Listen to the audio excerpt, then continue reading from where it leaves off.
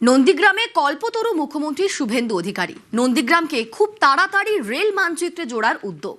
নন্দীগ্রামের মাটিতে দাঁড়িয়ে শুভেন্দুর ঘোষণা, বিধায়ক যেই হন উন্নয়নে অঙ্গীকারবদ্ধ তিনি।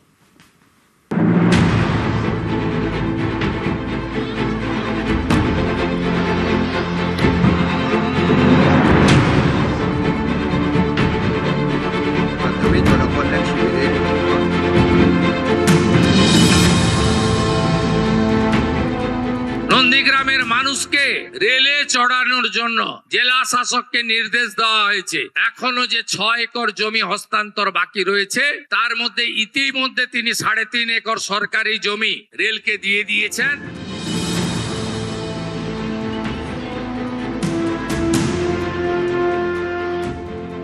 নন্দীগ্রাম এখানকারই বিধায়ক, তারপর রাজ্যের মুখ্যমন্ত্রী হয়ে নন্দীগ্রামে এসেছিলেন শুভেন্দু অধিকারী। এবার নন্দীগ্রামের উন্নয়নে কল্পতরু।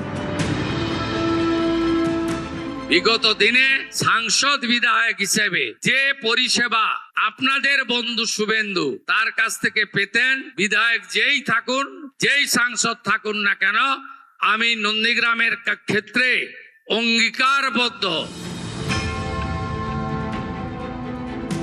নন্দীগ্রামের মানুষকে রেলে চড়ানোর জন্য জেলা শাসককে নির্দেশ দেওয়া হয়েছে। এখনো যে 6 একর জমি হস্তান্তর বাকি রয়েছে, তার মধ্যে ইতিমধ্যে তিনি 3.5 একর সরকারি জমি রেলকে দিয়ে দিয়েছেন। বাকি 2.5 একর জমি পারচেজ করে রেলকে দিয়ে দিলে আগামী কয়েক মাসের মধ্যে আপনাদেরকে আমি রেলে চড়াতে পারবো, এই বিশ্বাস আমার আছে।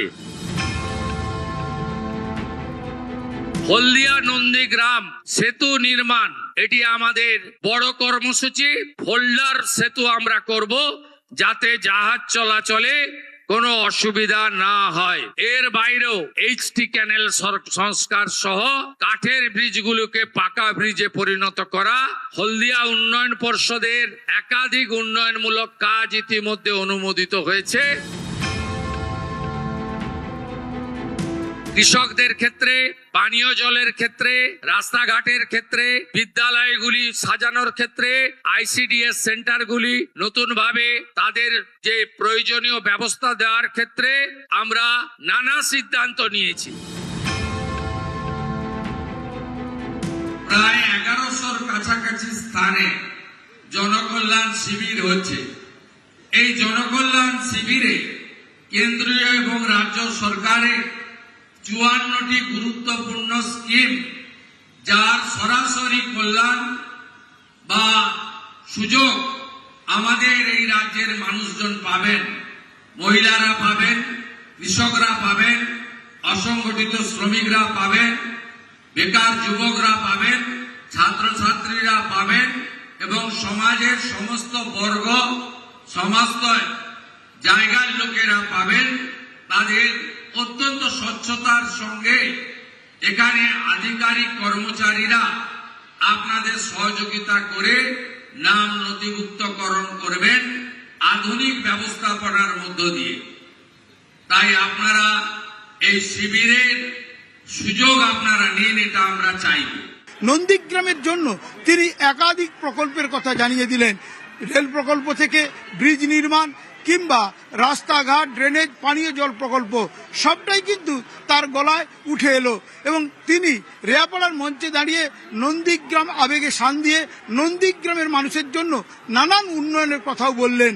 ক্যামেরায় পিন্টু সরকারের সঙ্গে সুজিত ভৌমিক, নিউজ 18 বাংলা। ডিসেম্বরের মধ্যে কলকাতায় নির্বাচিত পুরো বোর্ড ঘোষণা করলেন মুখ্যমন্ত্রী শুভেন্দু অধিকারী। মেয়র ফিরহাদ হাকিমের পদত্যাগে অচলাবস্থা তৈরি হয়। পরিষেবা বজায় রাখতে 8ই জুন বসানো হয় প্রশাসক বসানোর 6 মাসের মধ্যে নিয়ম মেনে নির্বাচিত পুরো বোর্ড। ভোটের আগে হবে ওয়ার্ড পুনর্বিন্যাস।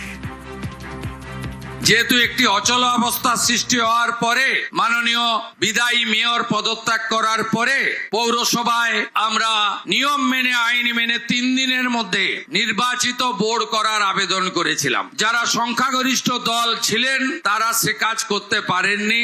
আমি এটা বিতর্কের জায়গায় নিয়ে যাব না, আইনের পরিভাষা দিয়ে বলবো। তাই রাজ্য সরকার বাধ্য হয়েছে প্রশাসক বসাতে। 8ই জুন প্রশাসক বসেছে। আগামী 6 মাস অর্থাৎ 7ই ডিসেম্বরের মধ্যে রাজ্যের নির্বাচন কমিশন, স্টেট ইলেকশন কমিশন, তারা রাজ্য সরকারের সুপারিশে নির্বাচিত কর্পোরেশনের হাতে দায়িত্ব তুলে দেওয়াই আমাদের কাজ, আমাদের লক্ষ্য। এটা নিয়ে আপনারা এতটুকু বিচলিত হবেন না। আমরা ডিলিমিটেশনের মধ্য দিয়ে আমরা কলকাতায় ওয়ার্ড পুনর্বিন্যাস করে একটি 6 মাসের মধ্যে নির্বাচিত বোর্ডের হাতে দায়িত্ব তুলে দিই, এটাই আমাদের সকলের ইচ্ছা থাকুক। এদিন কলকাতা পুরসভায় মুখ্যমন্ত্রীর বৈঠকে যোগ দেন প্রাক্তন মেয়র ফিরহাদ হাকিম। সব এমএলএরাই এসেছেন, এ পক্ষ ও পক্ষ নেই আমাদের কাছে, একটাই পক্ষ, উন্নয়নের পক্ষ, বিকাশের পক্ষ, প্রগতির পক্ষ। আমি প্রাক্তন মেয়র এবং বিধায়ক ফিরহাদ হাকিম এবং প্রাক্তন বিরোধী দলনেত্রী শ্রীমতী মীনা দেবী পুরোহিত সহ সকলকে আমার অন্তর থেকে সম্মান জানাই। কলকাতা পুরসভায় মুখ্যমন্ত্রীর যে বৈঠক, সেই বৈঠকে যোগ দেন প্রাক্তন মেয়র ফিরহাদ হাকিম। ছিলেন প্রাক্তন চেয়ারম্যান মালা রায়ও।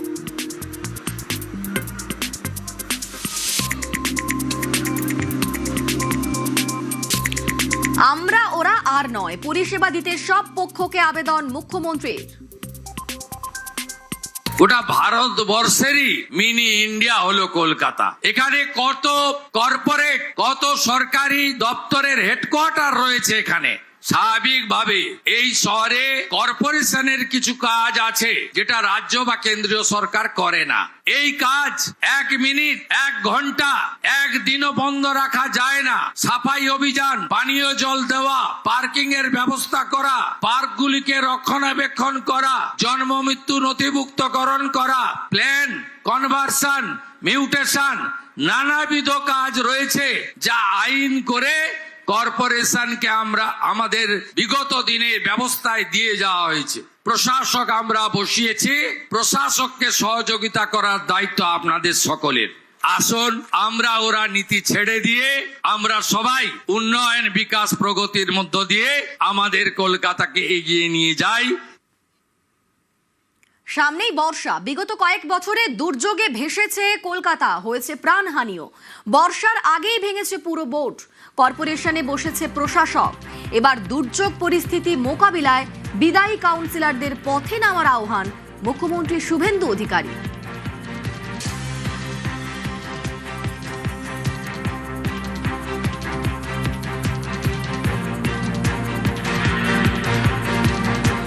প্রত্যেকবারই কলকাতায় বর্ষা এলে এখানে জল জমে। বিগত 5-6 বছরের ইতিহাস যদি দেখেন তাহলে সাইক্লোন, ন্যাচারাল ক্যালামিটি, কয়েকদিন আগেই হঠাৎ কাল বৈশাখীতে কলকাতাতে শুধু লন্ডভন্ড হয়ে যায়নি, গাছ উপড়ে পড়ে যায়নি, অনেকে মারাও গেছেন। তাই এই রকম একটা সার্ভিস যেটা 24x7 দিতে হয়, যার শনিবার নেই, রবিবার নেই, ছুটির দিন নেই, 10টা 5টায় করা যায় না, 24x সার্ভিস দিতে হয়। এক্ষেত্রে শুধুমাত্র কমিশনার বা প্রশাসক, আধিকারিক বা ইঞ্জিনিয়ার বা কেবলমাত্র পৌর কর্মীদের উপরে বা সঙ্গে পুলিশের উপরে নির্ভর করে কিন্তু করা যায় না। এগিয়ে আসুন বিদায়ী কাউন্সিলররা, এগিয়ে আসুন যারা বাংলা এবং কলকাতাকে ভালোবাসেন, সে রাজনৈতিক, সামাজিক, ধর্মীয় বা অন্যভাবে হতে পারেন, সবাই এগিয়ে আসুন। এই সময়কালে আমরা যাতে কলকাতার মানুষ জল জমে যাওয়ার জন্য কষ্ট না পায়, বিপদে না পড়ে। ভালো, দেখুন এই প্রথম কোনো মুখ্যমন্ত্রী কলকাতা পুরসভায় আসছেন, ভালো লাগছে। আমাদেরকে ডাকা হয়েছে, আমরা এসছি, আমরা নতুন, আমরা কাজ করতে চাই। কোনো যদি উনি কোনো দিশা দেন, কোনো রাস্তা দেখান বা কোনো কিছু বলেন, সামনে বর্ষা আসছে, বর্ষার সিজনে, তা আমরা সেই আশা করবো ভালো একটা কিছু পজিটিভ ভাইব আজকে পাবো এখান থেকে। আমি দেখিনি। আমরা জনপ্রতিনিধি, বর্তমানে যদিও আমাদের এক্স কাউন্সিলর, আমাদের ত্যাগটা হয়েছে, কিন্তু আমরা এখনও কিন্তু দায়বদ্ধ। যতক্ষণ আগামী নির্বাচন না হচ্ছে আমার মনে হয় আমাদের এই দায়িত্ব পালন করাও উচিত।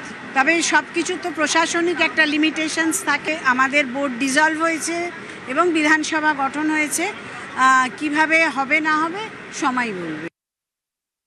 জ্যোতিবাবু এসেছিলেন হ্যাঁ, তারপরে আমার দেখাতেই প্রথম আর একজনের। প্রত্যেক জনপ্রতিনিধিরই দায়িত্ব হলো তার নিজ নিজ এলাকাকে সুন্দর করে সুন্দর পর্যায়ে নিয়ে যাওয়ার।